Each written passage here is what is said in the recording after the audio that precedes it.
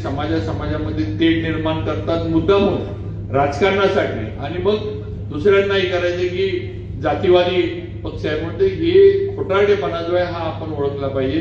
आणि हे सगळं जे काही षडयंत्र आहे हे काँग्रेसच्या माध्यमातून छत्रपतींना बदनाम करण्याचं हे चालू असतं. याचा आपण सगळ्यांनी कुठेतरी अभ्यास केला पाहिजे.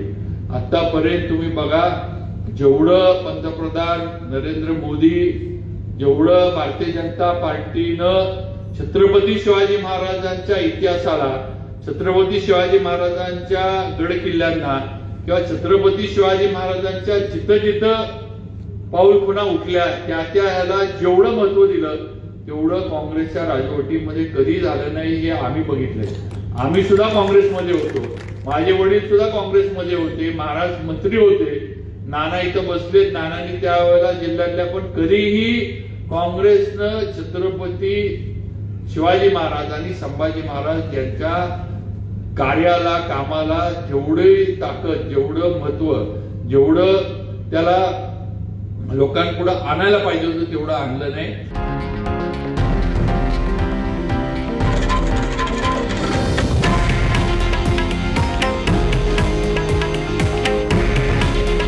हे आहे देशातील नंबर 1 न्यूज नेटवर्क आणि आपण पाहत आहात TV9 मराठी.